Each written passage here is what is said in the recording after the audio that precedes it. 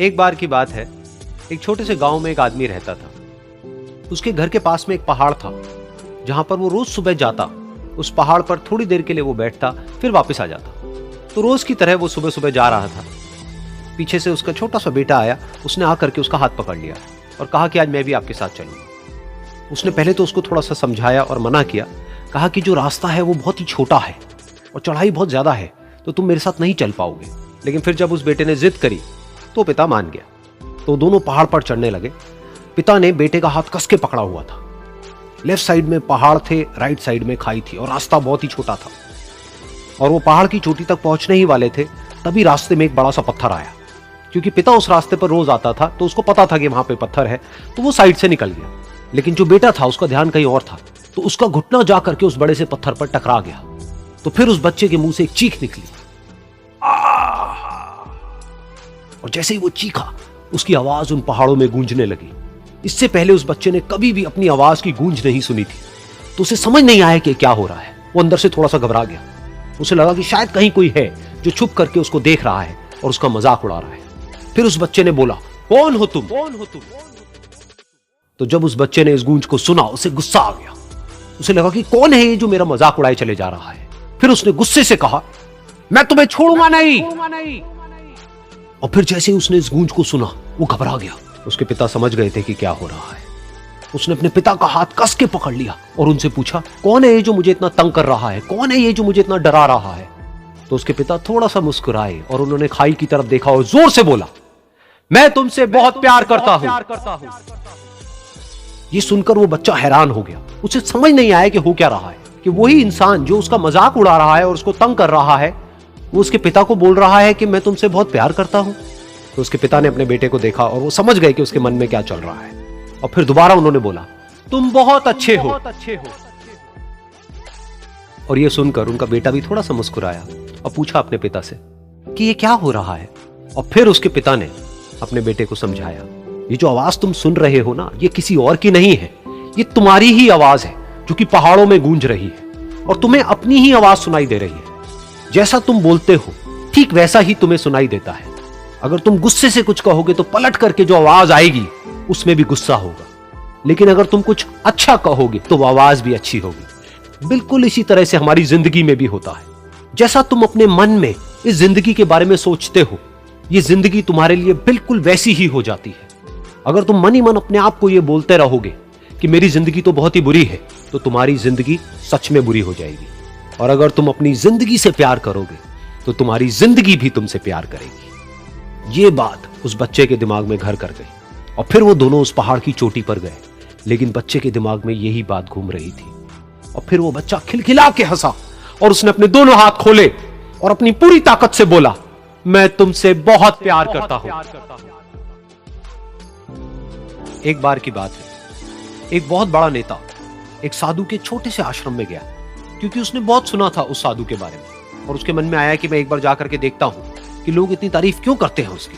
तो जब वो उस आश्रम में गया तो वहां पर एक छोटा सा कमरा था, जहां पर एक कालीन बिछा हुआ था। वहां पर कुछ लोग बैठे हुए थे नीचे और साधु जी सामने बैठे हुए थे। कुछ सवाल जवाब चल रहा था। तो जैसे ही वो अंदर गया, वो अकेला नहीं था, उसके साथ में 4 बॉडीगार्ड्स भी थे। और उसको ये आदत थी कि जहां पर भी वो जाता था, लोग अपनी जगह से खड़े हो जाते थे, उसकी तरफ देखते थे, हाथ जोड़ते थे, अपना सर झुकाते थे। लेकिन यहां पर ऐसा कुछ भी नहीं हुआ। साधु ने उसकी तरफ देखा तक नहीं, क्योंकि वो साधु किसी के सवाल का जवाब दे रहे थे। लेकिन नेता को इस बात पे गुस्सा आ गया। नेता को लगा कि ये मेरी बेइज्जती है। तो उस नेता ने साधु की बात को बीच में ही काटते हुए थोड़ा गुस्से से कहा, मैं आपसे कुछ कहना चाहता हूं। साधु ने उसकी तरफ देखा और बोले, आप थोड़ी देर रुकिए, पहले मैं इनके सवाल का जवाब दे लूं, उसके बाद में मैं आपसे बात करूंगा। तब तक अगर आप चाहें तो आप बैठ सकते हैं। बस साधु का इतना कहने की देर थी। नेता का चेहरा गुस्से से लाल हो गया और फिर उसने अपना सारा गुस्सा उस साधु के ऊपर निकाल दिया। अभी तक वो नेता बहुत ही तमीज से बात कर रहा था, यानी कि आप कह करके बात कर रहा था। अब वो तू तड़ाक पे उतर आया। नेता ने उस साधु को कहा, तुझे पता भी है मैं कौन हूं और तू किससे बात कर रहा है? साधु ने उसकी तरफ देखा और कहा, मुझे इससे कोई फर्क नहीं पड़ता कि आप कौन हैं, लेकिन आप जो कोई भी है, अगर आप चाहते हैं कि मैं आपके सवाल का जवाब दूं या आपसे बात करूं तो आपको कुछ देर रुकना होगा। और साधु के ये कहते ही नेता गुस्से से पागल हो गया और वहीं सबके सामने चीखने चिल्लाने लग गया, अब मैं तुझे तेरी असली औकात दिखाऊंगा, तूने मुझसे पंगा लेकर के ठीक नहीं किया। तुझे पता भी है मैं तेरे बारे में क्या सोचता हूँ? साधु ने फिर से उसकी तरफ देखा और बड़े ही प्रेम से कहा कि मुझे इससे कोई फर्क नहीं पड़ता है कि आप मेरे बारे में क्या सोचते हैं। आप जो चाहे वो मेरे बारे में सोच सकते हैं। फिर उस नेता ने बोला कि तू चाहे सुनना चाहता है या नहीं, लेकिन मैं तुझे बताऊंगा यही सबके सामने कि मैं तेरे बारे में क्या सोचता हूँ। तू एक बहुत ही घटिया इंसान है। तू कोई साधु नहीं है, तू एक ढोंगी है, पाखंडी है, और यहाँ पर जितने भी लोग बैठे हैं उन सबको बेवकूफ बना रहा है। तेरा बस एक ही मकसद है कि इन लोगों की जेब में जितना भी पैसा है वो सब तेरे पास में आ जाए। तू अपने फायदे के लिए इन लोगों का इस्तेमाल कर रहा है, और अब मैं तुझे नहीं छोड़ने वाला। तेरा पर्दाफाश करके रहूंगा पूरी दुनिया के सामने। लेकिन उसके इतना बोलने के बाद भी उस साधु के चेहरे पर हल्की सी मुस्कान बनी ही रही। ये देखकर वो और तिल मिला गया और उसने कहा, अब बहुत हुआ, अब मैं यहाँ एक मिनट भी नहीं रुकने वाला। लेकिन अभी भी तेरे पास में मौका है। अगर मुझसे माफी मांगनी है या मुझसे कुछ कहना है तो कह सकता है। इतना सब होने के बाद भी साधु बिल्कुल शांत था और उनके चेहरे पर एक मुस्कान थी। उन्होंने अपनी आंखें बंद कर ली। फिर साधु ने अपनी आंखें खोली, हाथ जोड़े और कहा कि मुझे आपसे कोई गिला शिकवा नहीं है। मेरे मन में आपके लिए कोई भी गलत ख्याल नहीं है। जो भी आपने मेरे बारे में कहा वो आपकी अपनी सोच थी, तो मुझे आप में कोई भी बुराई नजर नहीं आती है। मुझे आप एक बहुत ही भले इंसान लगते हैं। और साधु के इतना कहते ही नेताजी का दिमाग 7वें आसमान पर पहुंच गया। उनके चेहरे पर एक अजीब सी खुशी थी, क्योंकि उस साधु ने वो ही कहा जो बाकी सब लोग उस नेता को कहते हैं।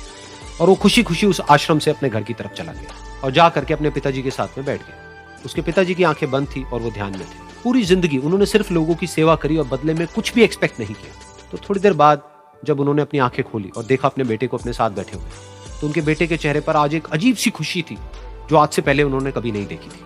फिर उसने एक एक करके सब कुछ बताया कि आज क्या हुआ, किस तरह से वो आश्रम गया, वहां पर क्या हुआ, उसने क्या कहा, उन्होंने क्या कहा। तो जब इसके पिताजी ने पूरी बात सुनी तो थोड़ा सा मुस्कुराए और अपने बेटे को देख करके बोले कि उन्होंने तुम्हारी तारीफ नहीं करी है, क्योंकि उन्होंने वो नहीं कहा कि जो तुम हो, उन्होंने वो कहा कि जो वो खुद है। और तुमने जो भी कुछ उनको कहा वो नहीं कहा कि जो वो है, बल्कि तुमने वो कहा जो तुम खुद हो। यही बात वेदों में भी कही गई है, यथा दृष्टि तथा सृष्टि। ये दुनिया तुम्हें वैसी नहीं दिखती है जैसी कि ये दुनिया है। ये दुनिया तुम्हें वैसी दिखती है जैसे तुम खुद हो। जिसकी नजर जैसी है उसके लिए ये दुनिया वैसी ही है। तो अगर तुम अपनी दुनिया को बदलना चाहते हो तो उसका सिर्फ एक तरीका है, अपनी नजर को बदलो।